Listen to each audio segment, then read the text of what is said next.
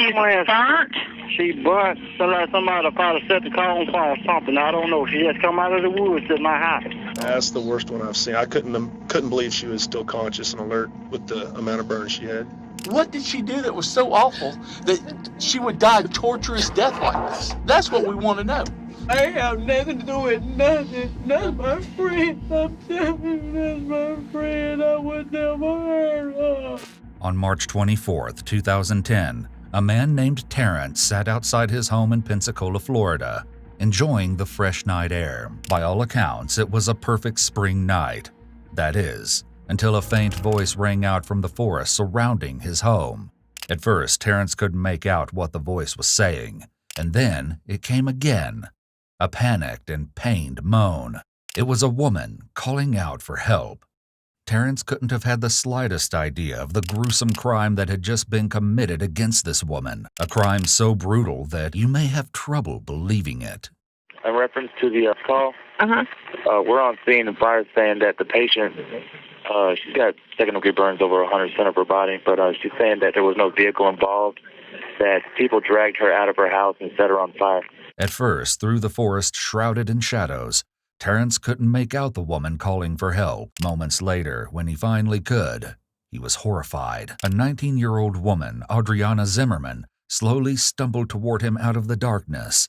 Burns coated every inch of her skin, so severe that he couldn't make out the color of her skin or whether she was wearing any clothes at all.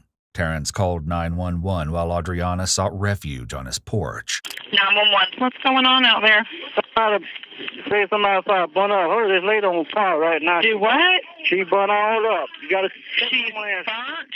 She burnt. Somebody probably set the cone for or something. I don't know. She just come out of the woods to my house. As they waited for EMS to arrive, Terrence noted that Audreanna smelled heavily of gasoline, and there was a severe injury on her head in addition to the burns. Whatever she had endured had left her barely clinging to life. By 9:24 p.m., an EMT arrived at the scene to find Audreanna sitting on the porch with her arms outstretched, rocking back and forth to soothe her pain. The extent of her burns meant that the EMT on the scene couldn't offer her much medical assistance. Even for a seasoned EMT, the sight was deeply disturbing. She was kind of moaning. She was just in a sitting position, and the way she was looking was it hurt to move anywhere, so she was kind of in whatever position she was the most comfortable. It was in a sitting with her arms stuck straight out. She was moaning, and it was hard to understand her due to her jaw. Her jaw was very deformed and stuck out. So she kept, mumbling, help me, and I told her, I'll try to help you. You just got to stay there and try not to move for me. Really, with a burn victim like that, there's nothing much we can do until EMS gets there. And your training experience when you saw her, what was your first thought? That's the worst one I've seen. I couldn't believe she was still conscious and alert with the amount of burns she had. Did you feel her condition was grave? Yes, sir. Just from your experience and seeing what you've seen? Yes, sir. Just from seeing that, plus the head trauma, the amount of head trauma she had to her face, I would not have expected her to make it through the night. She kept telling me I'm about to pass out. So I told her, try to stay awake for me, and I wanted to get the info of the suspects before she passed out. Fearing that she would never wake up if she passed out, the EMT dug for all the information that he could about what happened to her. She managed to tell him that she'd been taken from her house, tased, beaten with a crowbar, and then set on fire. En route to the hospital, the paramedic supervisor tended to Audreanna's wounds as much as they were able to. In their interview with the police, they disclosed heart-wrenching details of the ride to the hospital. And I told her, keep fighting. And she kept saying over and over again, am I going to make it? Am I going to make it? And I told her I was going to try. And she said, just tell me I'm going to wake up and see my babies. I got to talking to her, and I told her that I was probably going to be the last person she talked to for a while, and that in order to catch the people that did this to her, I needed her to tell me if she knew who it was. And I asked her why they did it to her, and she said, I thought we'd made up. Without being able to give more details about the horror she had endured, Audreanna was given morphine for her pain and fell into a coma. Investigators were desperate to find the perpetrators behind such a heinous crime. It wasn't long before they inferred that wading through all the convolution and getting to the heart of the horrific incident was going to be anything but clear-cut. This is Cypress Trail Mobile Home Park, where 19-year-old Audreanna had only lived for a few months before the horrific incident took place. Audreanna moved to Florida with her children from her hometown of Lubbock, Texas. Her family, who lovingly nicknamed her Augie, missed her from the moment she left for the Sunshine State. She was a loving, dedicated mother to her 2 children, and her final words before she fell into a coma confirmed this. En route to the hospital, barely clinging to life, she repeatedly asked the medical professionals to take care of her children and check on them since they were home alone.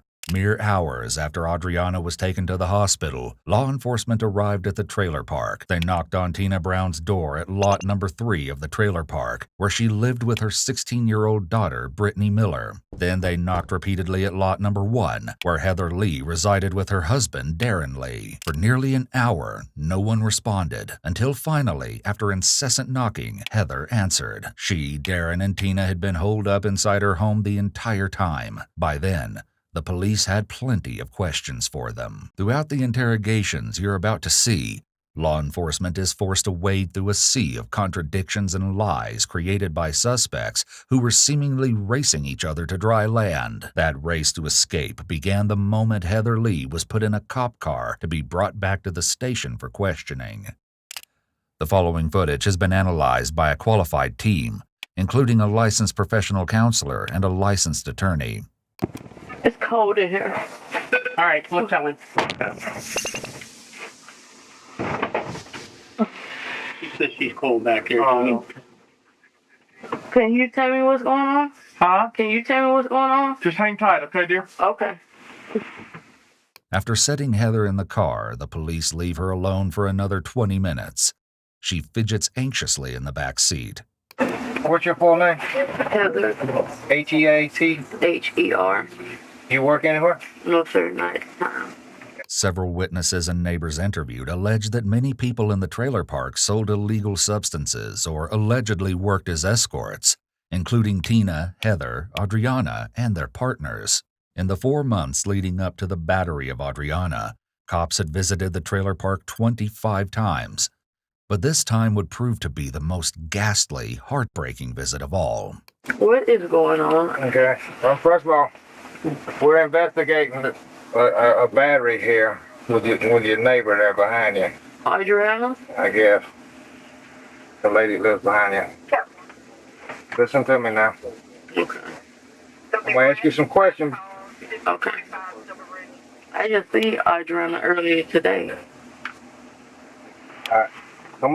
My name is Investigator Watts. I'm with the Sheriff's Office. Okay. And we were called out here on an aggravated some type of disturbance tonight, okay? Where your neighbor was critically injured, and you have been implicated, maybe having some knowledge or information, or even being involved. Okay. I have to ask you some questions, but before I ask you any questions, I'm going to have to advise you your rights, okay? The detective reads Heather her Miranda rights. She accepts them rather calmly, but her calmness and patience will start to wane as the police begin to really question her. First of all, tell me, do you know the situation we're talking about here? No, sir. That's why I keep asking what's going on. Okay. Where have you been all afternoon? What have you been doing? I've been here at the house. I was cooking. I see Audreanna earlier today. Who? Audreanna, my neighbor. She was down this way by my aunt's house talking with us earlier. And then I had went back in the house. I cooked and I laid down after that. Okay, is anybody in the house with you? Nobody but my husband. He was in there asleep. That's your In husband? bed, yeah. Y'all, it's just 2 of y'all live there? Yeah. My kids with my mom. Okay, this girl was taken from her house and beaten up, okay? Okay. I seen her earlier today. She told me that she had a date. That's all she told me. And I asked her who it was. She was riding the bike up and down Detroit. And I asked her when she went that way, I said, where do you keep going when you go that way? She kept saying Fowler. But she would never tell me where on Fowler. And then she said, girl, I got a hot date tonight. It's interesting that Heather immediately provides information to deflect the interest away from herself and toward the supposed hot date. Do you know the lady lives in lot 3 back there? Tina, yes, I know Tina. All of us know each other out here. I met her when she first moved out Okay, here. how long has she been here? I'm not quite sure. It's been a couple months, so. She She ain't been living out here no longer than a year. Okay, where did you go tonight before we got here? Tonight? Tonight? Yeah. I didn't go anywhere. So you've been in your house? I've been here the whole and down by Tina's house and by my aunt's house and back here. I was here cooking. My other aunt, my mom's sister, came around here, her and the kids. And I was in there cooking fish and fries. And it's still on the stove. Heather telling the officer that the fish is still on the stove is an attempt to prove that she's being truthful. In reality, her desperation to provide evidence of her activities only makes her look more suspicious. People who are innocent often don't feel such a stark need to back their story up. In just a moment, you'll see her try to validate her whereabouts even more by listing people who can provide her with an alibi. Take note of just how many times she does this.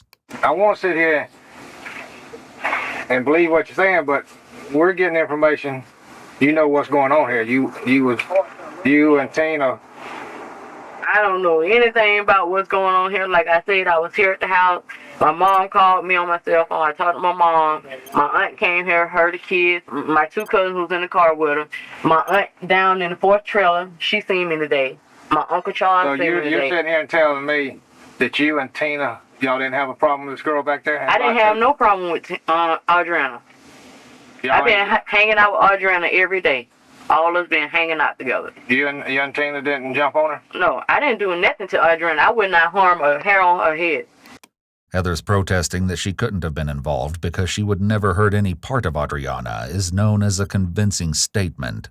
This type of statement is often a sign of deception, as a truthful person's first instinct would likely be to outright deny an allegation, rather than try to convince the person posing the question of something. I had to protect her once before. From who? Because her and some girls was getting into it, and I stopped them from jumping on her. Other than that, I haven't had any problems with her. Her kids, I always have her kids with me. Me and Audreanna is just like that. Ever since she moved out here, we became friends. Okay. Here, Heather's palm seems to be facing up as she's speaking. The palm-up position is not very affirmative, and it suggests that the speaker is asking or pleading to be believed. This may indicate that she's feeling uncertain about the statement she just made. And the kids, I love the kids. They went with me to get my hair done and everything. I seen her this morning, and then I seen her about 2 and about 3. Where'd you see her at? I seen her down this way by my aunt's house. She was right down there. Yeah, she was right down there. That's when you were down there when you saw her? Yeah. Those 3? She came over to the car. So you're saying you saw her 3 different times today? Yes, I seen her and today. And she was down there? She was down there. She was talking to me. Is that all you know about this? Yes, sir. Okay. And I put that on everything I know. And you swear that this statement you gave me is the truth to the best of your knowledge? Yes, sir. Audreanna is my friend. Eugene, you got anything? No, sir. All right. The police conclude their interview, but what Heather requests next is very telling and makes her look even more suspicious. I want to see her. See who? Audreanna. Well, that's not going to be possible right now. Guys, where you found her? Would you tell me if you knew what happened? Yes, sir, I would. That's my friend. Okay. All right, we'll be back with you in just a second, okay?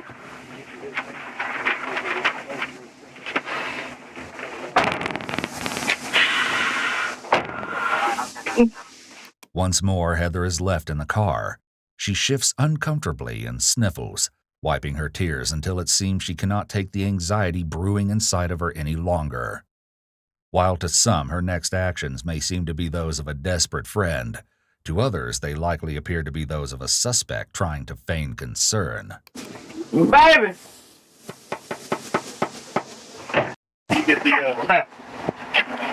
I wanted to know what's going on. Huh? I wanted to know what's going on. Didn't the investigators tell you already? Yeah, they told me that, but... Okay, well, I can't tell you any more than what they told you, sweetheart. All right, they didn't tell me I was under arrested or... No, you're not under arrest.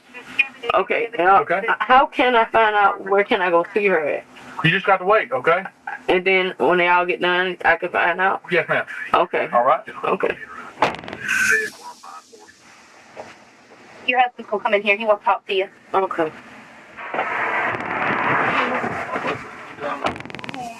Meet Darren Lee, Heather's husband.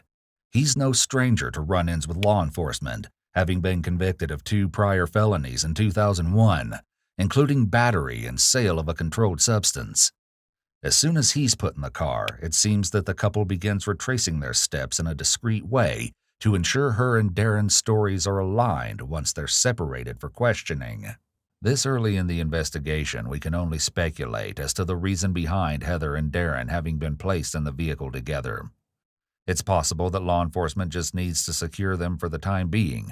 However, it's also a possibility that officers are intent on capturing what the two might inadvertently disclose as the camera is running. That's not what you did this. I'm talking about That's what they told me. They say, we were finna go down and ask some questions or something. I'm gonna what? Go down and ask some questions.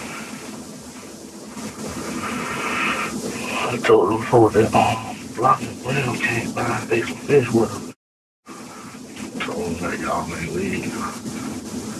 But she said that you told them that we were asleep. I told her that I was just in her sleep. 448, copy code. See, I told them that we was eating fish like the movie. Go ahead, 448.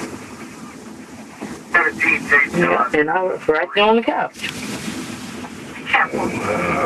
The Block and Graham came by. Yeah, man.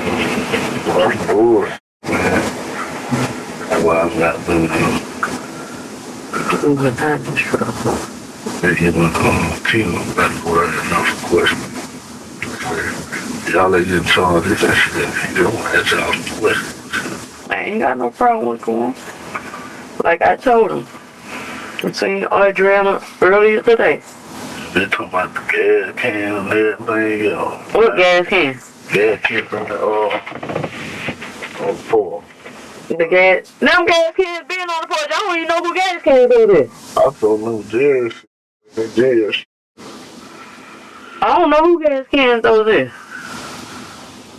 Heather's reaction to Darren mentioning the police taking gas cans off their porch is rather frantic and over the top. Them gas cans being on the porch. I don't even know who gas cans those is.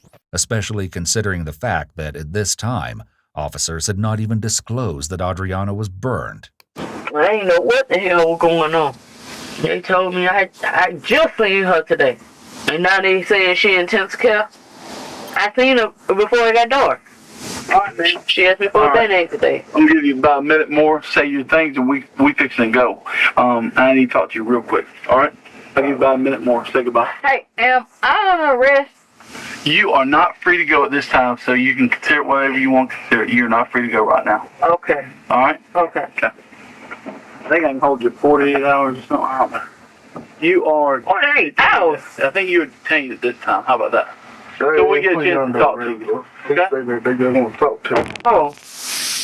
The two are being detained as the officer has reasonable suspicion that there is criminal activity afoot, or evidence of criminal activity to be found through the temporary detention and questioning of the individuals. A detention is different than an arrest, which requires that the officer has probable cause to believe a crime has in fact been committed, was in the process of commission, or was about to be committed. The standard for probable cause is higher than that of reasonable suspicion. Reasonable suspicion must be based on specific and articulable facts, combined with rational inferences from those facts, and the suspicion must be associated with the specific individual or individuals being detained. Every kind of time get me involved in whatever happened with that. Told me, I don't know, man, I ain't seen that all goddamn thing. You get my phone and call Jean. The Jean that Heather is referring to is an attorney who she will be asking for rather frantically soon. After this, Heather, Tina, and Darren were brought to the station for further questioning. However, there was still one person missing whom cops desperately wanted to speak with, 16-year-old Brittany Miller, Tina's daughter. Tina told police that earlier Brittany had left for the hospital with her friends, Jessica and Mallory, in Tina's maroon SUV. Brittany had hurt her hand, though Tina told investigators that she didn't know how. Investigators searched the area for Brittany and the SUV, but their initial searches proved fruitless. Brittany's name, car make and model, and her physical description were broadcast to all patrol units in a desperate attempt to find her. Without Brittany in custody, back at the station, the thorough questioning of Tina, Heather, and Darren began. On top of their stories contrasting with one another, even their demeanors in the interrogation rooms were wildly different. You have Heather, who is clearly distressed. Officer!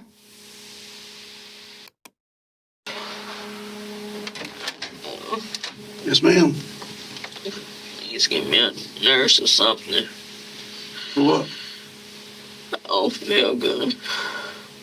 I wouldn't be feeling good either right now. I'm having an anxiety attack.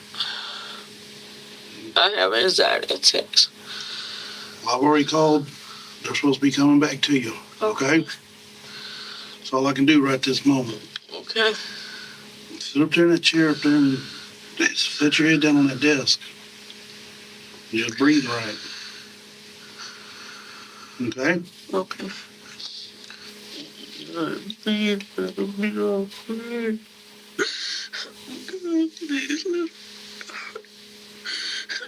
let it be alright. Please let it be alright. Oh God, please let it be alright. Let it be alright. Please let it be alright. Heather's anxiety is tangible in the 30 minutes she's left alone in the interrogation room. And as you'll see shortly when her interrogation continues, she has every reason to be anxious. Her husband, on the other hand, didn't seem entirely concerned when he was interrogated, even casually chatting with someone on the phone beforehand. Well, no, man, I'm all right. You know what I'm saying? I'm chilling, man. I'm copacetic right now. In use. Oh, yeah. All right, dude. Know that.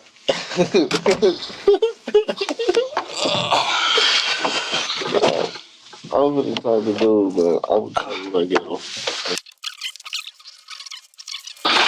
You ready, man? 477. Yeah. I'm for real. I'm gonna call you right back, man. I ain't getting off this goddamn phone. Who is it? I got to, I don't know, man. He gonna take my phone. You done?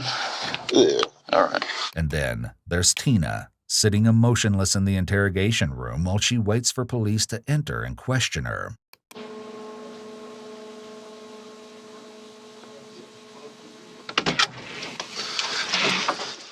Did you grab a form? Oh. How you doing? I'm Investigator Lee Tyree, and this is Investigator Tom Watts.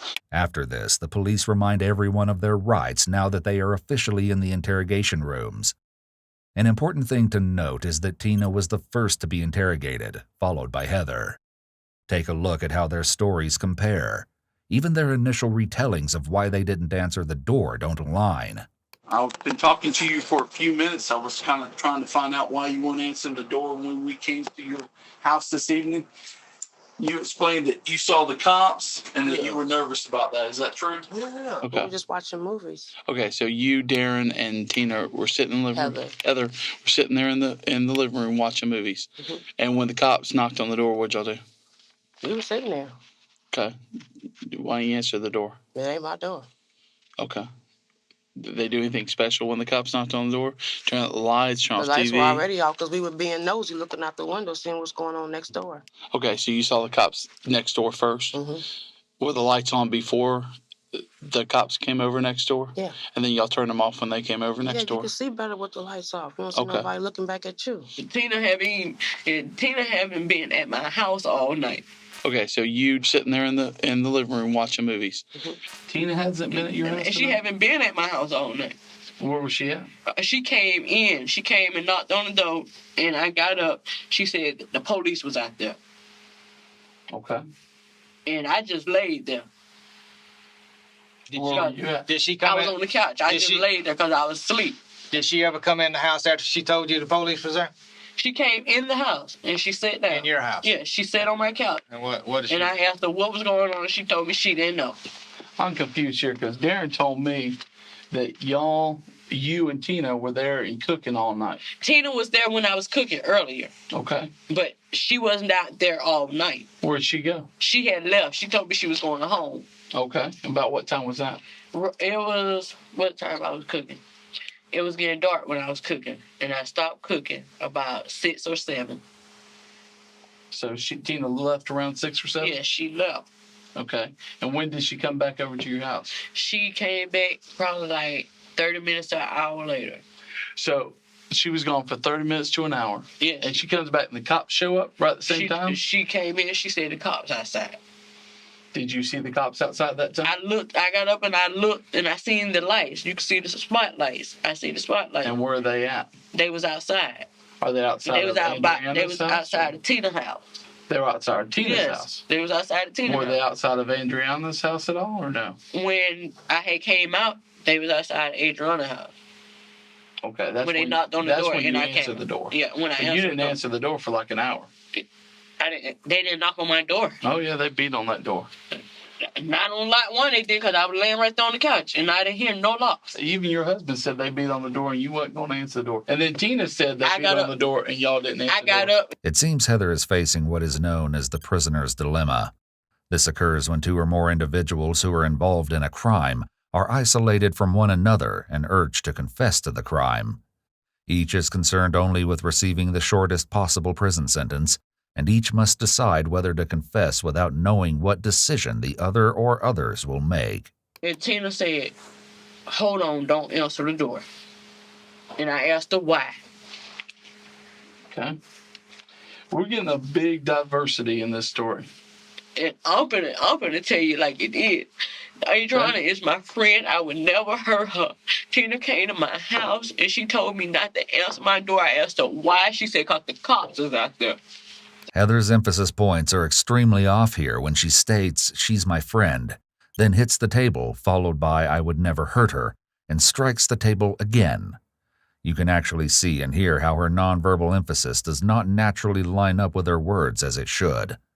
This is widely recognized as an indicator of deception. And then she asked me, she said, where are the cops at? I said, they down there by your house. Why you keep asking me where the cops at? Mm-hmm. And she wouldn't never say. She started was she acting nervous? She was acting nervous. She started back puffing on a cigarette. Did she look like she was been running, or did she look like she'd been in a fight? She was acting normal. Notice that Heather's palm is up here, which may be an indication once again that she's unsure of the story she's telling and asking to be believed. Let me ask you a question. She was acting normal. You said when we asked. And I said, Tina, I said, you seen Audreanna tonight? She said, no, I haven't seen that tonight. And she didn't tell you why she didn't want you to answer the door. She didn't say anything about why not to answer the door. But she did tell you not to answer the door. Yeah. And I told her, I said, I don't have anything to hide. I'm going to open my door. And then I got up and I said, who is it? And they said, the sheriff's department. And I opened the door. What was Darren doing? He was laying at the bottom of the couch watching TV.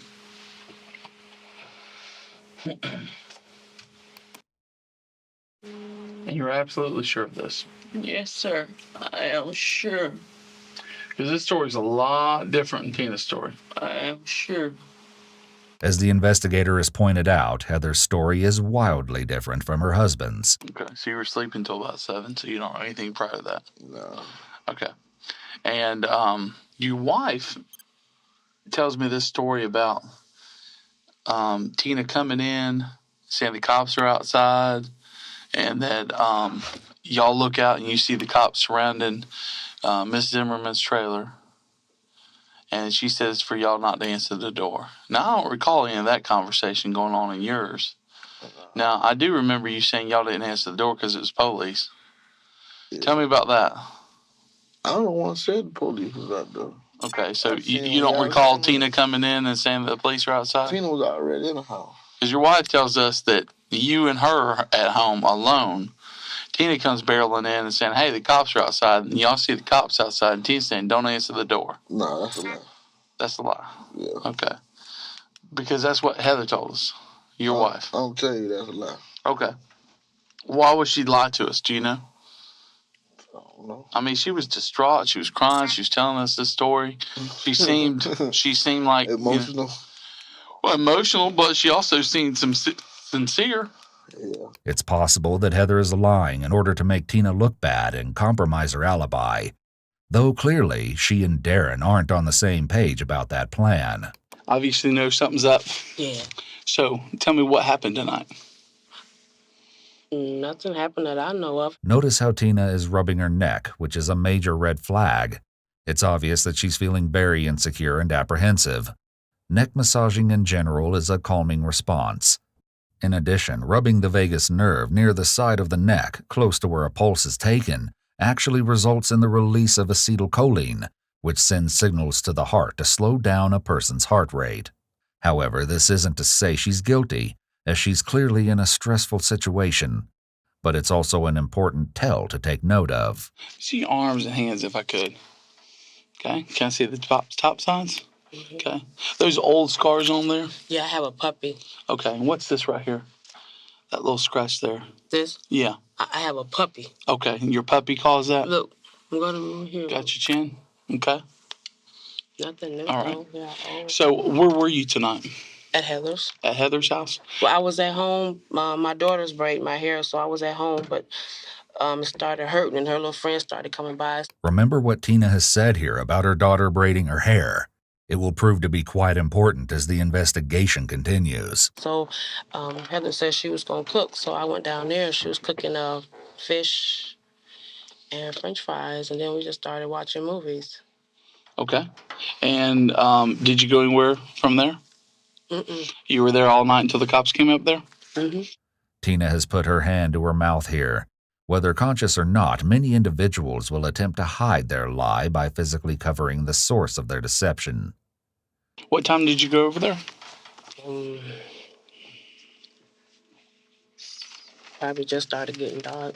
Okay, so about sunset, you go over to Heather's. Mm-hmm. Was anybody over at Heather's house when you went over there? Just Heather and her husband. Do you know what happened to Audreanna tonight? No, I don't. Heather just said she got beat up, but that's all I know. A little bit more than that. And what was Darren doing while y'all over there cooking? Anything? Laying on the couch watching movies. Okay. All right, but you were home all night. You didn't see any kind of disturbance going on over there before the cops came over there or anything? No, we would have heard something. You said you saw Audreanna earlier today? Mm-hmm. What time was that? Audreanna was coming and going on a bicycle. Okay. You remember the last time you saw her? Was it while you were still over at Heather and Darren's? I didn't come back out when I went to their house. We were cooking then. Okay. So it had to have been before sunset. Mm-hmm. So you saw her during the day. Mm-hmm. Okay. And once you went over to Heather and Darren's, you never left there? No. You didn't go get anything or go anywhere at all?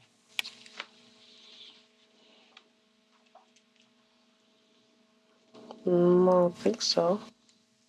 Notice that Tina's been asked several times if she went anywhere that night, not even 12 hours prior to this interrogation taking place. You seem kind of lackadaisical about this. We're going to go out there. We know what happened out there.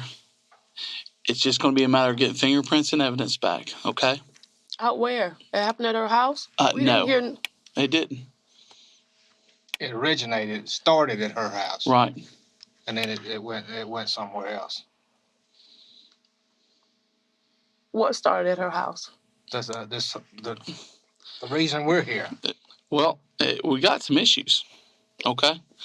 Mm-hmm. And we're going to get to the bottom of it one way or another, okay? Mm-hmm. So we're sitting here talking to you, and then I'd certainly appreciate, and I know Tom appreciates that you're talking to us. But we got to get to the bottom of this, and we got to know what happened, the truth. And, there's two choices here. Either you're going to tell us, or Heather's going to tell us. So, who's going to be? Tina is continuing to show signs of high anxiety, evidenced by her face, neck, and chin rubbing. It's unfortunate that the officer is throwing out questions at such a rapid pace that Tina isn't getting a chance to answer most of them. I didn't do anything to her. Okay. Promise to God. And you were home all night? I was at Heather's house. Okay. You were at Heather's all night. Never left there. Because, see, the story between Heather and Darren is already shaky. And your story is a third version of what they've told us so far. Okay? Now, there's pieces and parts that are the same, but they aren't exactly the same. Okay? It concerns me. It sounds a little too good, and then the parts that are breaking up, I don't understand why they're not saying the same thing. Okay? And so we need to get to the bottom of this. And somebody's life may end over this. We're getting told that she's in pretty critical condition at this point and not likely to make it. So that's why we're here. Do you understand what he's saying, not likely to make it? Yeah, she's about to die. Yeah. Okay. That changed gears. When she dies, it's going to change gears. Okay? I didn't do anything to her. Okay. I don't want you to tell me anything other than the truth. Okay? I didn't do it. Okay. Still got a problem. Got anything? If you know anything and you're withholding it, you want to be the first one on board. Okay? You see what I'm talking about? Because once we get everybody, all the information, there's not going to be second chances. And like I said, if she doesn't make it, Audreanna have been sleeping with a lot of girls, a lot of guys around there. I realize that. One of them could have did it. I didn't do it. I promised to go. While Tina maintains that she had nothing to do with the attack, Heather takes a much different approach. Their behaviors are as different as their stories are, and they only grow more dramatic as the interrogations continue. I hate it. Go grab one across the hall. Sugar, you all right? You don't worry about Audreanna. Yeah, I am too. I'm very worried about Audreanna. My friend. Tell us what happened. I don't know. I seen her earlier today. And Heather, she seemed like everything was all right when I seen her today. Let me tell you a little bit what's going on, okay? We did get a chance to talk to Audreanna before she went to the hospital. Yes, sir. She told us a few things. She told us who did this to her. Yes, sir. She told us where they took her and what they did to her. Yes, sir. Okay? Yes, sir. Why do you think I'm talking to you? I don't know. I would never hurt her. I always have protected her when she got into it with people in that trailer park. Heather's statement here left investigators wondering about what kind of things everyone in the trailer park were getting into with each other, and what motive it may have provided for brutally attacking Audreanna. She's also, your friend told us you did this to her. I would never. We need to go over what you did tonight, okay? Yes, sir. We just talked to your other friend, Yes, Tina sir. Brown. Is that your friend too? Yes, all of in the trailer park. And how about her daughter, Brittany? Brittany. Where were y'all tonight? I was at home when they came to the house. I was right there in the same spot. They on their couch going to sleep. I absolutely believe you were at home when we came over there. Where were you maybe half an hour, 45 minutes before that? I was at home. Okay. I was at home. My aunt came by my house. I was in the house cooking. You know what time your aunt came by? Movies. It was almost dark. Okay, well, we came over to your house and started knocking on your door about 10 o'clock at night. Almost dark and 10 o'clock at night is a big difference. There's about 4 hours missing in there, okay? A good 3. A good 3. The lady in trailer park, that's my aunt. She seen me.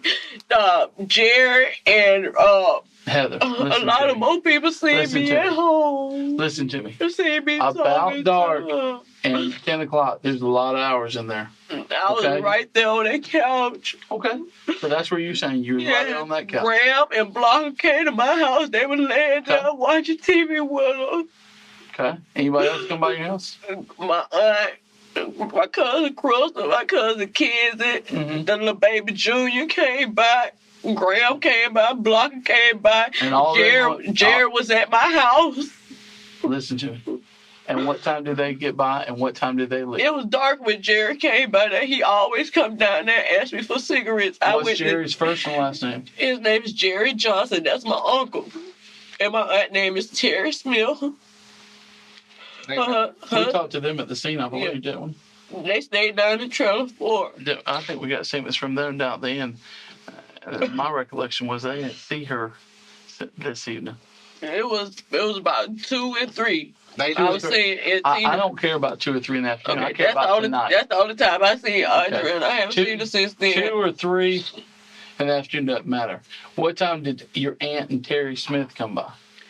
Terry was at home. Her son came down. I asked him to go over to the store to get me some fish fry. Okay, that's before you start cooking. That's before dark. Yeah. After dark, after you cooked, after dark, who comes by? Jerry was the only one came down. He came down for a cigarette. Jerry Johnson. Yes, he came down. And you remember about what time that was? I'm not sure what time it was, but he came for a cigarette. And it was dark. Yes, he asked me for a cigarette. I gave him a cigarette. Okay. I've been at the house all that time, and I've been trying to find out where she was at. Everybody telling me they didn't know where she was at. Heather, why would you be wondering where she's at? Because she always hang out with me every night. We always hang out every night. And I feed her kids and everything. The last thing she told us was you came in there along with your friends, dragged her out of the house. I put down everything I love. I put down my children's life. Burned her? Yeah. And that's the last thing she told us. Burned her? Yes. See, I ain't know nothing about her being burned. So tell me, what went on tonight? I didn't see her tonight. I see her earlier and I've been at my house. It seems fair to say that detectives aren't buying her story. This only becomes more clear as additional horrible facts and evidence come to light. But she was the only friend I was closest to. Now, Heather, you know, this is all, when he talked to you earlier and all that, you wasn't upset like this. Why are you upset now? I was crying because I didn't know that. I didn't know that she was in intensive care. The lady told me she was in intensive care and everything. There's video of you in that car talking to your husband, and you ain't talking like this. He was asking me, did I see her today? I told him I seen her earlier today. Well, you know, we watched the video too, and we saw how you answered this question. I don't care. I didn't have anything to do with this. I'm upset because this is my friend. We talking about this is my friend. You said that's gonna die. This is my friend. You say gonna die. That's why I'm upset because you telling me my friend's gonna die. I've been protecting her. I've been protecting her. I've been talking to her mom every time she get into it with them. Who you got to protect her from? Because she been getting into it with Tina and everybody. Okay, so what's her and Tina got a beef over? Her and Tina said they get along fine. Me and Audreanna being just like that. What's wrong with Tina's the one hanging out at your house tonight, right? Yes, all of us is friends, but she wanted me to go out of town with her to be her mom. And I promised her I was gonna go with her. I promised her I was gonna go with her to see her mom. I was trying to help her get some money to get home to her mom. But she didn't have anybody here in Pensacola. At the time Audreanna was attacked, she was trying to leave Florida and return home to her mother, where she could get a fresh start at a healthy life. It's tragic that that opportunity was taken away from her. Whether Heather was actually trying to help her is uncertain, but there's no doubt Heather's hoping presenting herself like a savior to Audreanna will make her look less guilty. When I asked you about Audreanna and her date, you said he was supposed to come pick her up, is what she told you. Yes. And then you said you were sitting at your house and you saw a set of headlights come down the driveway. You can see headlights coming in. But you didn't pay no attention to it. No. So I don't know if he picked her up or what. Okay. But I seen Tina, let's get back to Tina. Okay. Was she at your house at that time? When the headlights came in? No, she was not at my house. Okay. She was not in my house. Did you ever see? And lie and say we're not asking you to lie, but what did you see those headlights leave? I seen them came in, they went down, and then the headlights came back up. Came back. How long did they stay down there? They had went down and was down for like 10 minutes. and then they came back up. So you 'Cause didn't. I can lay right there on my couch by the door, and I can see headlights coming Did you in. tell what kind of car it went to? No, I didn't never look at the So window. you I didn't just get up seen and the look and see headlights. where the car went? I didn't never get up to see where it went, but I can see the headlights coming in through my front window, and I can see the headlights coming back out through my window on the side where Audreanna trailer is. Okay. What kind of car does Brittany have? Brittany don't have a car. Okay. Was she riding around in a car tonight? Did you see her car? Was she riding with her friends?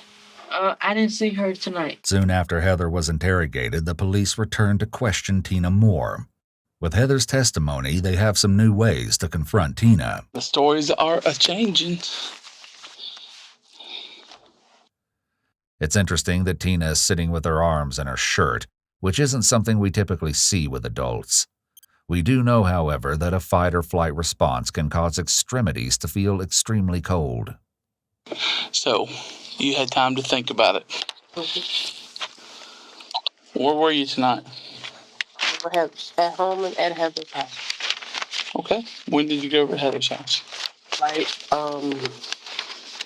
when it started getting dark. When it started getting dark? About sunset. And you stayed over there the rest of the night till the cops got there? Yeah. Really? Yes. Because that ain't the story I'm getting. Okay. You don't care, huh? I didn't go anywhere. Heather's saying you're gone for half an hour to an hour tonight. I was not gone for no After half dinner. an hour to an hour. And you come back right before the cops are over there. Cops are over there around 10 o'clock. So from 9 to 10, I got you unaccounted for. So why is it that Heather's saying that your daughter didn't come by her house, that she went by your house? Who went by my house? Your daughter. My daughter was at my house, supposedly. Okay. And she came to Heather's house. We asked her if Brittany came by her house at all today. She said no. She said the only time she saw Brittany right after school at your house, and that's the only time she saw her today. Well, maybe she didn't see her. I saw Brittany. When they asked who was at the door, Brittany said, "It's me, Mama." I opened the door. I went outside. Trust me, she's cooperating with this as far as when we ask her stuff. Mm-hmm. And we asked her specifically, was Brittany at your house today? At my house? At her house. I'm talking to Heather at this point. Okay. And Heather's saying no. She was never inside of Heather's house. I asked Heather if you were over at her house, and she said yes. She came over around dinner time. Mm-hmm. And then she said you left for half an hour to an hour. Mm-hmm. And that when you come back, you come in a hurry, nervous, saying the cops are outside, don't answer the door. Why is Heather telling me this? You tell me. If me and Heather were together doing this, then how is Heather going to be already in the house and I'm not in the house? Don't know. It seems the detectives are trying to turn Tina against Heather by making Tina think they believe Heather may be innocent. This only stokes Tina's frustration more, as you're about to see. The problem I got is that the story between you and Heather keeps getting further and further apart. I have not changed nothing on mine. Nothing. Okay. Nothing at all. That's the truth. If that's the truth, then that's the truth, okay? Okay. Nothing's changed from what I've told you. Now, you have it? Nothing at all. The divide between Tina and Heather was growing. Investigators had enough contradictions between the suspects' stories that the alarm bells were now deafening. When they finally got word that Brittany's car had been located behind the house early in the morning, they brought Brittany in for questioning. Tina hadn't seen her daughter since she left for the hospital. Her panic when she thinks she sees Brittany in the hallway at the station before Brittany's first interview is evident. Is that my daughter? Come on. No, that's the other girl that was with you. Come on. That's my daughter's That is not your daughter. You need to step back in here. Brittany. It's not Brittany. Jesus. I thought she... Have a seat.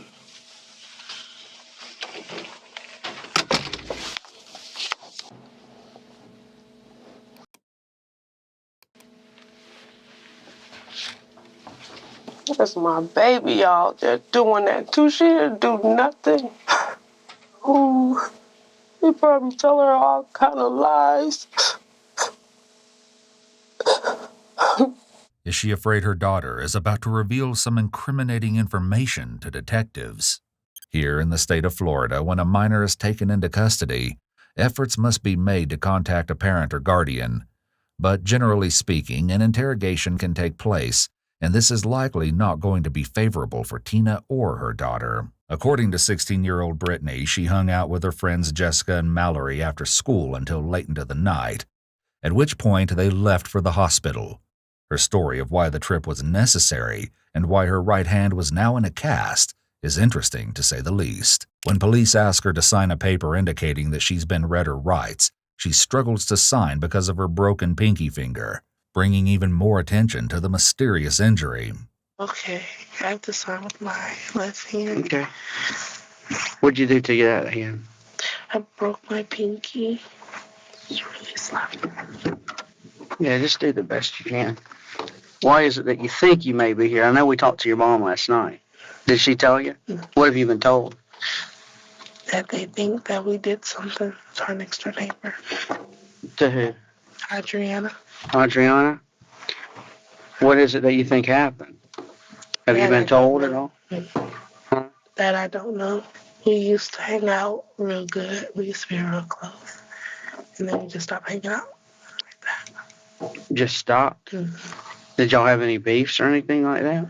No. When was the last time you talked to her? Yesterday, around 4 o'clock, probably. Because she was riding a bike. And I just asked her where was she going with the bike. She said she was just going to ride. Short conversation? Yeah, it was short. That was it.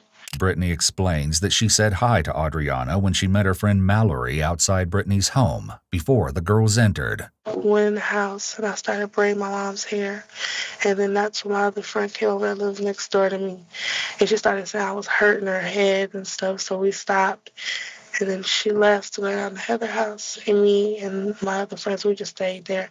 Just listening to music, dance, watch movies. Who was at the house with you dancing and watching movies? Mallory and Jessica.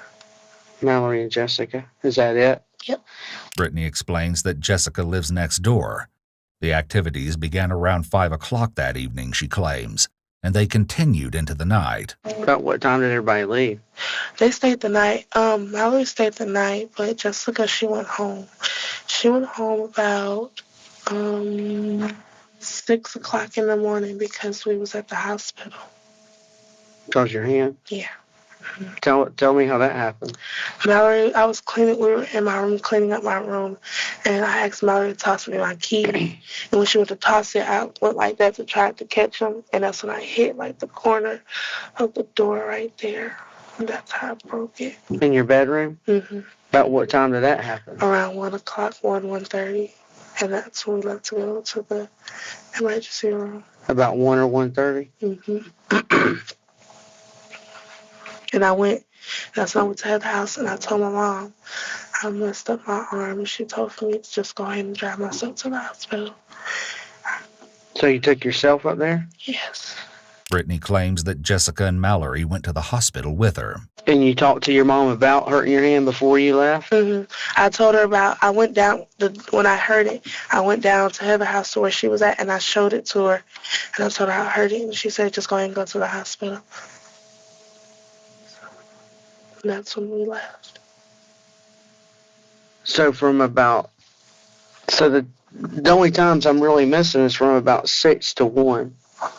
Y'all dance and watch movies from 6 p.m. to 1 until you hurt your hand? Yep. Did y'all ever go outside the house? Mm-mm. Nobody saw y'all outside your house? Nope. Did you ever walk down the road to any of the trailers? Nope. What time did your mom wind up coming home? I don't know, actually, because I was asleep once I came back from the hospital.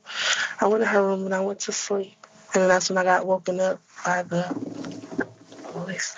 And it's important that you really concentrate on what you're telling us because it is on tape. Mm-hmm. Because your times are not adding up. Okay.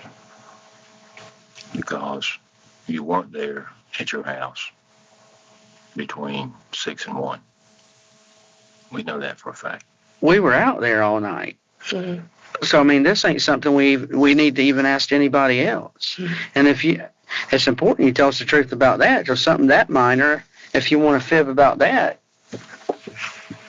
You understand what we're saying? Mm-hmm. But that's why I've been at the hospital. Well, we know you went to West Florida Hospital, but you didn't stay. Yeah. They were taking too long, so we went to the other one. And that's why we're just And not you getting stayed home. there? You went immediately to the other one? Mm-hmm. We know that's not true. Well, that's where I went, so. I mean, you weren't home. Then I was at the hospital. No, you were at the hospital at 1 o'clock, you just said. At West Florida. Where was you before that? At home. You know what time we picked your mother up? Like at 10 o'clock, maybe 11 o'clock. So we were at your trailer. Your mother went inside. We got the title to the car. You weren't there. The truck wasn't there. Then I must have already been gone to the hospital. Since Brittany's story is unwavering, the police decide that it's time to take another approach. But will this one be more effective than the last? We make mistakes. I make mistakes every day. Okay? There's stuff that I do that I wish that I could take back, but I can't. But the most important thing is that we come in here and we correct our mistakes. And you understand what I'm saying? Good people, if you've done something wrong or if you know somebody else has, may not be you. But if we've done something wrong, we come in here and we talk about it. And if you know anything, and let's get it and make it right. There's consequences now for the mistakes that we make. So if something happened, if you know something happened, if you were there, because the story you're telling us is not even close. We want to come in here and resolve this and get it taken care of the best way we can. We had somebody hurt badly. You're a grown adult. You seem like a good person. Nobody's in here saying you're a bad person, but what we're saying is something bad happened to somebody that you know. And we feel like you know what happened. Still, Brittany sticks to her story. It was clear to detectives after the initial interviews on March 24th and the morning of the 25th that there were big gaps in everyone's timelines. Though those inconsistencies would aid them in their investigation, they needed some hard evidence and statements from others to take that next step toward actually arresting the prime suspects for attempted murder. Thankfully for investigators, there was plenty of evidence at the crime scene. Just off of Ashland Avenue, only 2 miles from the trailer park, was a gas easement set back in the woods. It was there where the most gruesome part of the crime against Audreanna took place. Upon entering the easement, detectives came across tire tracks. When Tina's maroon SUV was taken in, it was found that the tires were a match for the tracks left at the scene of the crime. And that wasn't the only evidence the car provided. Spots of blood were found on the dashboard of the car, smeared across the passenger seat headrest, and speckled throughout the back seat. At the easement where the car pulled off, signs of a struggle were evident. A crowbar sat in the grass with what appeared to be blood spatter peppered over the cold iron surface. Blood and ash were found to be pooled in various spots in the grass and dirt. Pieces of clothing, burnt to an absolute crisp, were found and identified as Audreanna's. Her bra was nearly unrecognizable. White napkins marred by blood were also left at the scene, as well as a pair of white shoes. There was something else alongside the weapons and blood that may sound a bit familiar. Strands of a hair weave were strewn across the scene, and they didn't belong to Audreanna. You wear a weave? My daughter was doing it today. Is that a weave? It's weave. Weave. Weave. Yeah. Oh, it looks real. Thank you. She do the little braids in it and everything? Or, I don't know. Does she do all that? Yeah, this my hair right here. Oh, that's your, okay. Yeah, she was just braiding these in, but it hurt. We've been doing it for about 3 or 4 days now, and it hurt. Okay. Uh-huh.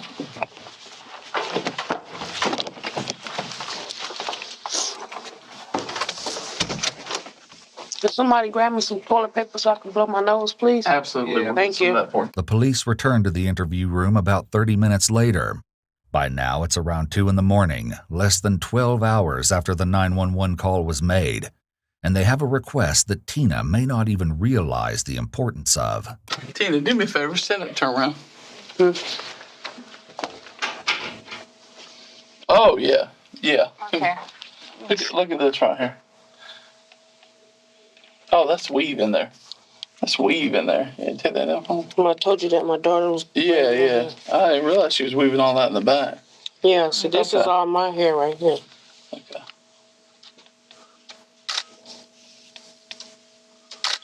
Okay. That'll work. Yeah, that'll work. You see, the missing patch of hair on the back of Tina's head was a match for the hair left at the scene of the brutal attack. It's likely that as Audreanna bravely fought for her life, she managed to pull out the chunk of Tina's hair. And if the matching hair wasn't damning enough, at the scene of the crime, investigators found perhaps the most critical piece of evidence in the case: a black taser lying in the grass, which brought up an important question. Who owned the taser? As you can imagine, no one from the mobile home park could quite agree on an answer.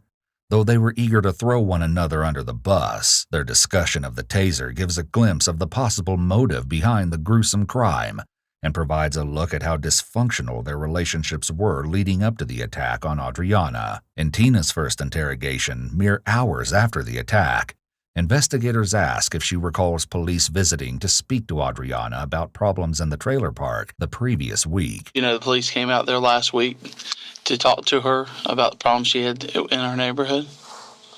Yeah, they talked to me too. Okay. Mm-hmm. So you were there. Mm-hmm. What was the problem? Her and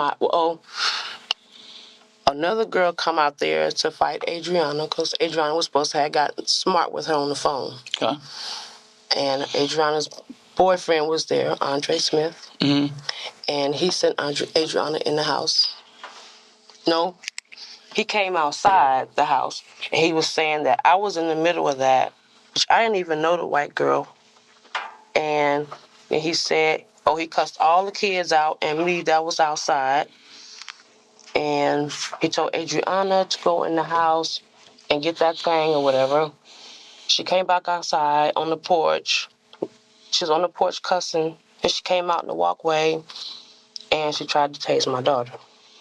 Who tried to tase your daughter? Audreanna. Audreanna got a taser? Mm-hmm. What kind of taser? I just think it was a black one. A black one. She said that, You seen it? Yeah, everybody out there saw it. Me. I just know it was black. Okay. And it made a loud noise. Okay. Everybody out there saw it. Heather has a different story about who owned the taser, however, and Tina isn't going to like it. Does Brittany have any problems with Ariana? Audreanna had got into it, and Audreanna tried to tase her. That's all that Brittany had told me. They had got into it, and Audreanna tried to tase her. How long ago was this? I think that was like 3 weeks ago. They had got into it. What kind of taser she got? Who has a taser? Brittany had a taser. Did the taser belong to Brittany? I'm not sure. What that taser look like? I seen it once before. It was big. It was long. It was a long taser. Mm-hmm. It was made. What color? Black. Okay. It was black. It was probably about that long. It had like little things on the side of it. I never seen the taser before. That was the first time I ever seen it. When I seen it. How you know it was Brittany's?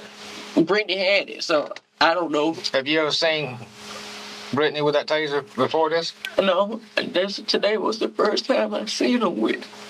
You saw Tina today with or today? Today was the first time. Today you saw Tina. I seen Brittany with it on the counter earlier. Today. Earlier today, it was laying on a counter in her house. In Tina's house. And I seen that taser, and I asked her. I said, "What is that taser for?"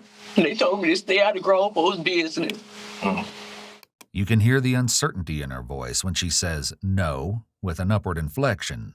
When she repeats her answers, it's clear that she's attempting to make them sound more affirmative and honest, and she's trying to solidify her story. No, today was the first time I seen her with it. Today was the first time. Today you saw Tina? Was Tina there? Tina was outside. She didn't hear her say that? No. When you asked her about that? Tina was outside. Tina always telling me to stay out of grown folks' business. When the investigators returned to question Tina after speaking with Heather, they had new information to use against her in their quest for answers. We talked to you earlier about the taser. I told you about taser. What'd you tell me about that taser? That Brittany and the day that a white girl came over to fight Audreanna. Mm-hmm. That Andre told Audreanna to go get that thing, and she went in the house and got a taser. Okay. Tried to tase Brittany with it. Okay. What about the taser that was over at your house today? Taser at my house? Mm-hmm. I don't know about it. You don't know about a taser at your house? No, sir. I've been told about a taser at your house. I didn't know it was there. You don't know anything about it, huh? Tina is extremely uncomfortable with this topic of conversation. She repeats back the question, which has the same sort of effect as a pause. It gives her more time to contemplate her answer. She keeps her hands perfectly placed in her lap, which is extremely atypical in normal conversation, and indicates she is in a state of cognitive overload as a result of having to think very hard about what she should say. We don't observe these types of responses in individuals who are volunteering information from actual memory, and her odd behavior certainly hasn't gone unnoticed by the investigators. Heather's telling me that she always has to protect Audreanna from you and your daughter. Mm-hmm. You and your daughter chasing around all over the place. Your daughter has a taser. She saw the taser over at your house today. My baby don't have a taser. We never had a taser. I don't know. That's what she's telling me. Why is she telling me that? I don't know. We never had a taser, sir. Okay. Audreanna had a taser. We never had a taser. My baby was tased. Y'all stories are getting further and further apart. Like I said, Audreanna tried to tase Brittany with the taser. Brittany has a scratch across her chest right here. Mm. That I was grabbing Brittany from off the porch so that they wouldn't fight. I told you we were best friends in that trailer park in the beginning. That's funny, because Heather says that her and Audreanna are best friends and that you and Audreanna don't get along and that you and Audreanna are constantly having problems and that you and your daughter have been chasing Audreanna around this trailer park, trying to hurt her, and that you have a taser in your house. And that taser was Brittany's taser, and that Brittany had chased when the police come out there. around. If you can check back, when the police came out there, Audreanna called the police that day. Okay. I told the police what happened. The same thing I'm telling you is that Audreanna tried to tase Brittany with the taser. The same thing I'm telling you, Audreanna called the police that day. And you want to press charges? No, what'd I say? I don't know. No, actually, no. They didn't even come out there to press charges. They told us to just cool it out. For us to stay on our side, for her to stay on that side. That's what she said. I talked to the officer who came out there that night. Was supposed to be leaving town. She was not going to be here for long. Okay, right. Because I talked to that officer. He told me exactly that. Okay. But he told me that Audreanna did not wish to pursue charges against y'all. Well, he never asked us about pressing charges. He just said for us to cool it out because he's tired of coming out here. He didn't ask you because you weren't the one bringing forth the charges. She was. Okay. Why would I bring charges? I didn't. No, you weren't. I know she was going to bring charges against y'all for attacking her. But we didn't attack her. But so that's what she told. Her boyfriend. Audreanna's boyfriend told her to go get that thing. Audreanna was standing on the porch arguing. She wasn't even thinking about going to get a taser. He told her to go get that thing. We didn't know what that thing was until she came outside with it. I didn't know she had a taser. Then why is Heather saying that she sees the taser in your house and that Brittany has it? And that Brittany is trying to... I know where it is right now. It's in my evidence locker. Okay, well then how do we have it? Because Heather says you have it. Where do we get a taser from? We don't even know nobody here. We don't have no family here. Only people we know is the people in the trailer park. Where would we get a taser from? I don't know. You can buy them all over the place. They sell them at pawn shops and everywhere else. As you can see, Tina is growing frustrated with Heather throwing her daughter under the bus. Brittany, however, seems a lot less upset about it. We have information that you and Andrea, that y'all argued a lot. Mm-hmm. And y'all fought. Your mom had to break you up one time. Is this true? Yeah. What was y'all fighting about? I have the slightest idea. If you really want to know the truth, somebody else was there to fight her. We were outside to watch it. She gets mad and she tries to tase me. We have Heather saying that the taser belonged to you. Mm-hmm. She's seen it at your house. Okay. Is this the truth or a lie? It's a lie. Only time I've seen a taser was when Audreanna tried to tase me. That night, that day, Mom had to separate us. And how long ago was that? 2 weeks ago. Something like that. Is that when you almost had to fight on the porch? Yeah. You ever seen a stun gun over in anybody's house? Yeah. Where you seen one at? At Zimmerman's house. Okay. That's interesting you say that, because your wife says she saw it over at Tina's house. So your wife's telling us all this stuff that makes Tina look bad. Uh-huh. And you're telling us that it was at Zimmerman's house, right? It was gave to her. It was gave to her by who? Andre Smith. Andre Smith gave her a taser. Yeah. Where's Andre Smith? He locked up. He locked. Is that her boyfriend or her husband? Her boyfriend. Boyfriend. And describe it. Well, actually, I already described it, didn't I? Can't really ask you to describe it. Like you got tape on it because the back part missed. Oh, yeah? Who put the tape on it? Who put the tape on it? Who put the tape on it? Mm-hmm. I don't know who put the tape on it. You mentioned some tape. Because there's tape on there. On that tape. All right. But you saw it with tape on there because the back's missing. So, I mean, you seeing a taser and there's tape on it is one thing. You seeing a taser and knowing the reason for the tape being on it is a totally different thing. Exactly. So how come you know that the back is missing? Was this explained to you, or did you see it put on, or do you know? No, I seen the tape. Okay. But like I said, seeing tape, if you saw tape on this recorder on here, you wouldn't necessarily know that the tape's on there to keep the battery in place. If you ain't got no back part, I know. It doesn't have no back part. Okay. So it has no back plate and tape's on it. Yeah. Okay. That does make sense. All right. So Andre Smith gave it to her. Yeah. Where does she normally keep it? In a cabinet. Where? In the top cabinet. By the refrigerator. And who else would know this? Whoever been in the house. Why, she go, hey, here's where I keep my taser? No, because she was like always pulling it out and be playing with it. Really? Well, she made threats with people or something? No, she just be playing. You know. Now, I ain't gonna lie. At one point in time, everybody was cool with everybody. Strangely enough, Darren's story aligns more closely with Tina's than with his own wife's. It's possible that Heather is trying to frame Tina, while Darren is telling the truth so he doesn't get himself into trouble. The taser incident between Audreanna and Brittany is just one domino falling in the long line of conflict that led to the attack of Audreanna. A compounding of incidents that will unravel, revealing an absurd motive. Following the first round of interrogations, everyone was released and sent home, unaware of just how much evidence was rapidly stacking up against them. And though they weren't talking freely to police, they sure were talking to people in their lives, people they probably shouldn't have been trusting. On April 7, 2010, officers received a call from one of Tina's relatives in Illinois. They refused to identify themselves and stated that they had information to disclose about the case.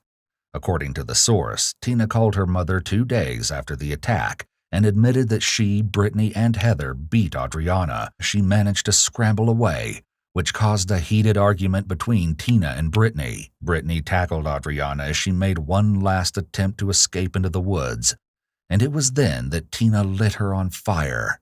Tina, Heather, and Brittany callously fled. Though Brittany realized she left her shoes at the scene of the crime as they drove away, Tina told her it was too late to turn around.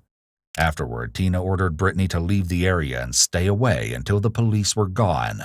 Brittany took that time to take care of some evidence, washing the car interior with hand sanitizer, burning the clothes they were wearing, and disposing of the lighter fluid. While telling her relatives the story, Tina didn't appear to have much remorse whatsoever for her actions. When her relatives urged her to turn herself in so the law would potentially go easy on Brittany, Tina told them that even if Audreanna died, they'd be fine because the cops had no real evidence against them. But on the late night of April 8th, only 1 day after that call was made to the police, Audreanna tragically passed away, her family by her side, having never woken from the coma she fell into. She died just 5 days before her 20th birthday and never had the opportunity to turn her life around. The attempted murder that police were almost certain Tina, Brittany, and Heather had committed had turned into a homicide.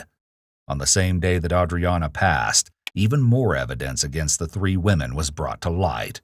Police received a call from a high school classmate of Brittany's named Regine, stating that she had been being harassed by Brittany and Tina regarding the case.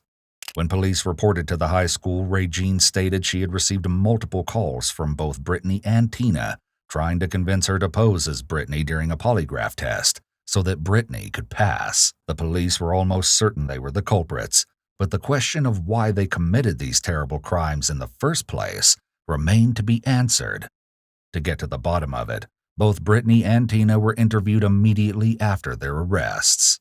Tina, you remember me? And this investigator, Tyree. You know what this is all about. However, instead of starting with questions, they begin by giving her some information. Now we're going to tell you what we think happened. Good, Tom. On that particular night, you,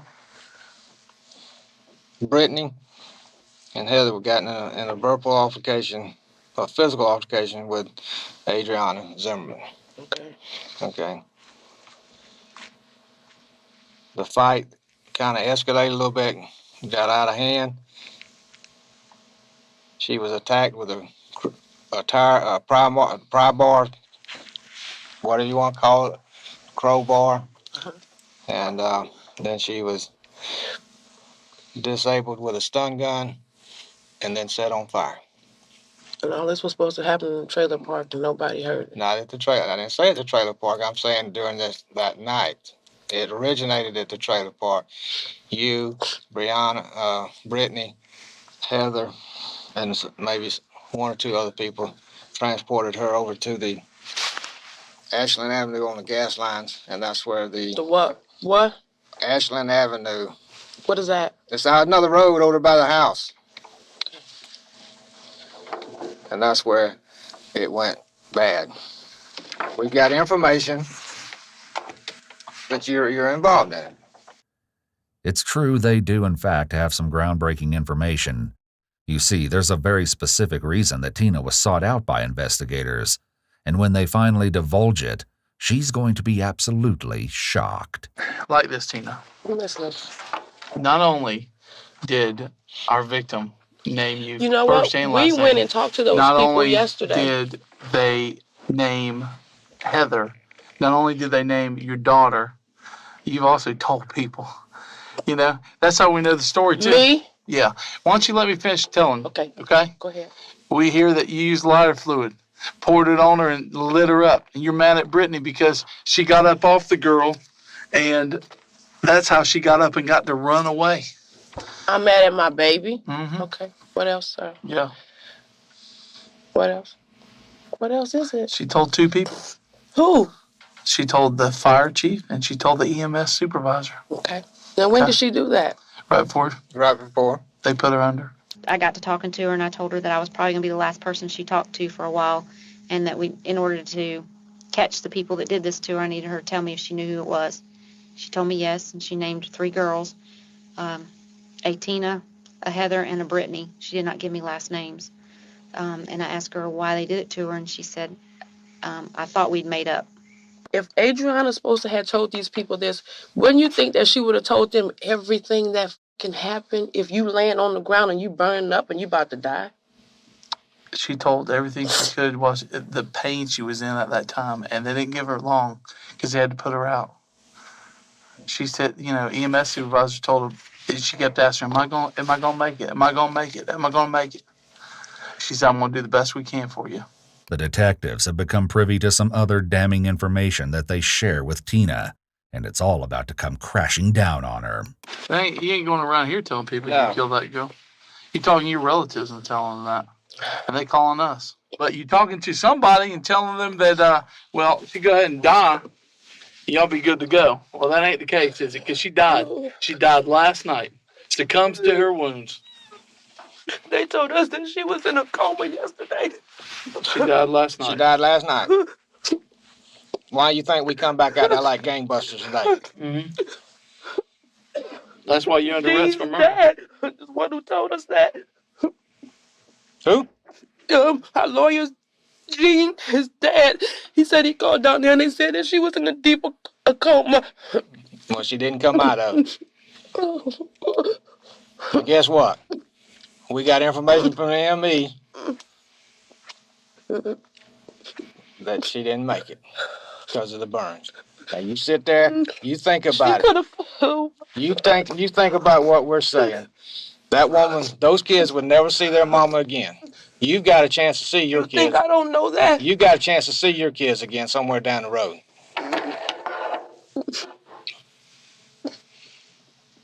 Now, like I said, we're not going to sit here with you as long as we did the other night.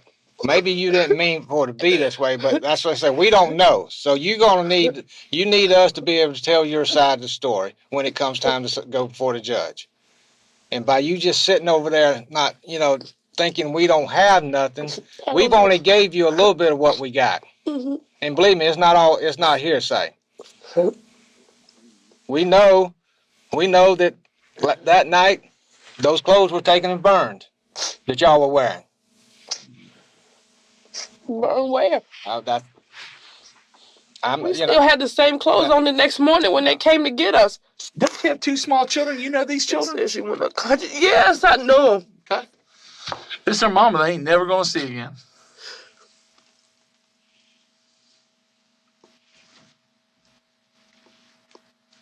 And I think the oldest one was a boy, correct? He saw this.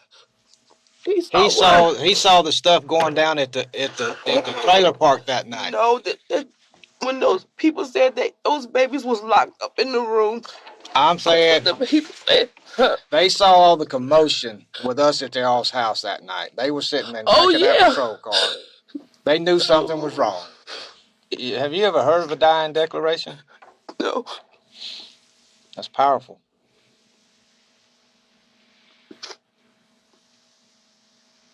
I'm gonna tell you now. When we walk out this door this afternoon, there's not next time you see me, we'll be in a courtroom. Either way it go, I ain't going home. So, right?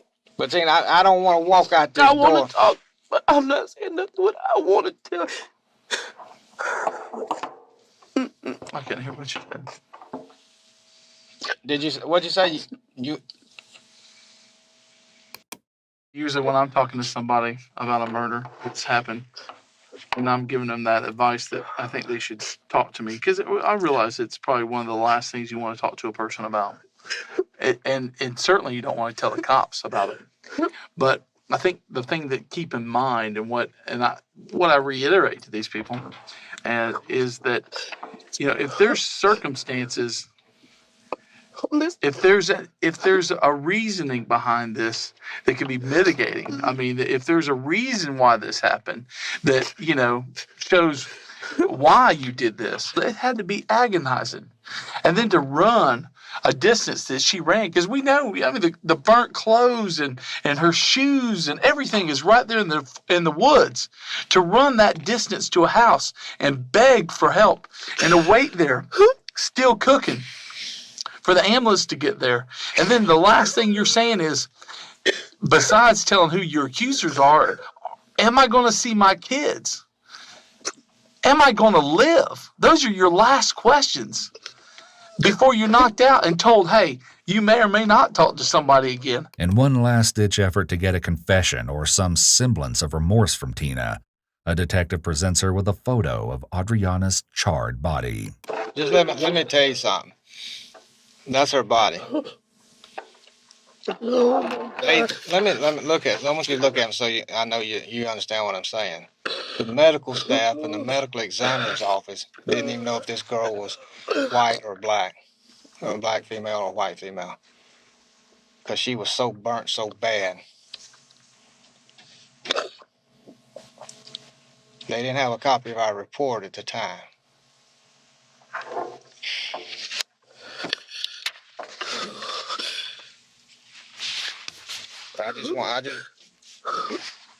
You wouldn't want this to happen to you, would you? You wouldn't want You wouldn't want to go out this way, would you? Huh?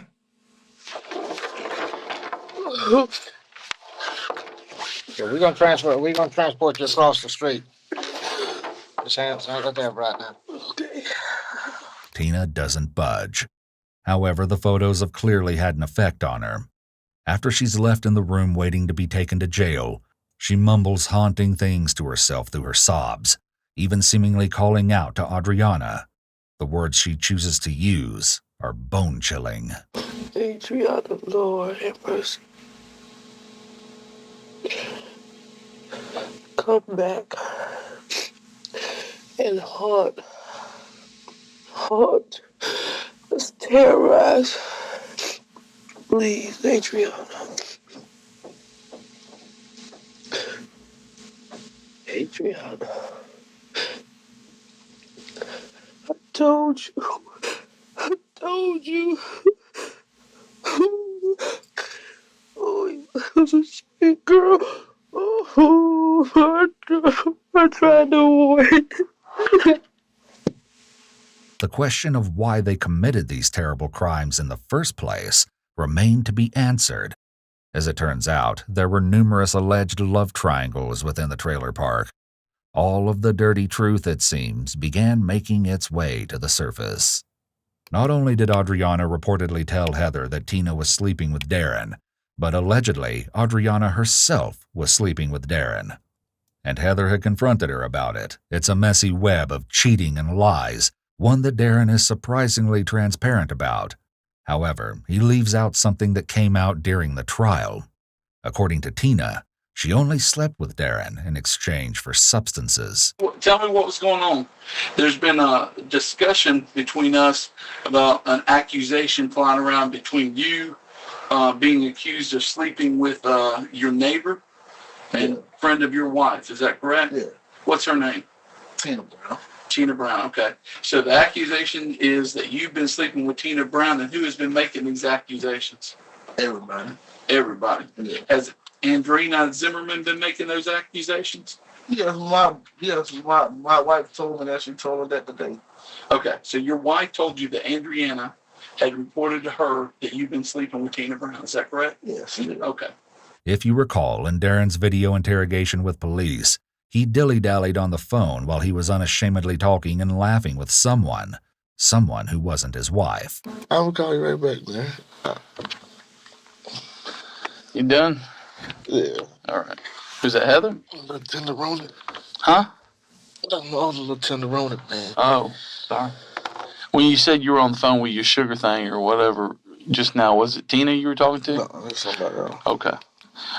But you told me that night you were seeing Tina. Yeah. Okay. So is she not your sugar thing? Yeah, that's my old mama. Okay. That's the old mama. Okay. All right.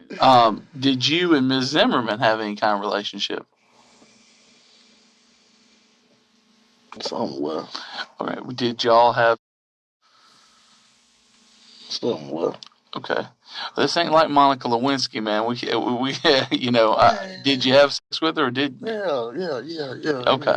So you had sexual intercourse with Ms. Zimmerman. Yeah. Did your wife know of this? No. Did your wife know of you having sex with Tina? No. I bet she don't know about this other thing you got on the side either, does she? Okay. Okay. So, have you been accused by Heather of having sex with Zimmerman? Okay. Only Tina. Did Tina make any accusations? I mean, Tina probably knows that you're sleeping with Zimmerman, doesn't she? Okay, so none of you girls know that you're sleeping with the other one. You're doing a good game, right? Okay. So, Heather is aware of the accusations of you having sex with Tina. Yeah. But her and Tina are still tight cooking fish together. See, that's what blows my mind, man. You got a good game going on. If them two, knowing the accusation there, you still got them over there cooking fish together. Either you got a good game or Tina does, because she's playing it off well. So, you know, me and Rusty sat there and laughed about that all night, but we couldn't figure out how you were getting away with that, man, because our wives would, you know, we'd be done. They'd have our cars and our boats and everything else, you know. So you getting away with it. On May 10th, soon after Tina, Heather, and Brittany were arrested, the police received a letter from an incarcerated man who said he knew who killed Audreanna and what the true motive was for the heinous crime. He stated that several months prior to the murder, he bought an illegal substance from Darren at the Roadway Inn. He alleged that Audreanna was with Darren in the hotel room while the illegal transaction took place. According to him, Heather arrived and threatened Audreanna with a box cutter, reportedly yelling that she would get Audreanna sooner or later. Fortunately, their day in court came sooner rather than later. During the trial, it was revealed that the murder was even more disturbing than police could have imagined. Audreanna had been lured to the trailer by Tina under the guise of rekindling their friendship. When she arrived, Tina used the stun gun on her and dragged her to the bedroom. There, Heather stuffed a sock in her mouth, and Brittany beat her. When they drove her to the woods, Brittany and Tina took turns tasing her until Tina poured gasoline on her and lit her on fire. According to Heather, as the fire started, Tina jumped up and down, exclaiming, "Burn, bitch, burn." Tina Brown received a death sentence for her crimes against her former friend, making her one of only 3 women on Florida's death row. Though Brittany was 16 at the time of the murder, she was sentenced to life in prison. Heather took a plea bargain, testifying against Tina in order to receive only 25 years for the second-degree murder she was convicted of. At the time of this video, Tina has filed a motion to have her death sentence thrown out because of false testimony at her trial. According to Tina and a witness at the trial, the witness was coerced by Heather to testify that Tina had confessed to her in jail that she was the mastermind behind Audreanna's murder. Heather reportedly threatened the witness, forcing her to say that Heather was present but had nothing to do with the murder. To this day, the former friends are spinning rumors about each other and trying to climb over one another to reach salvation. Only time will tell what the law will decide. But one thing is for certain, this brutal yet petty crime against Audreanna should never have happened.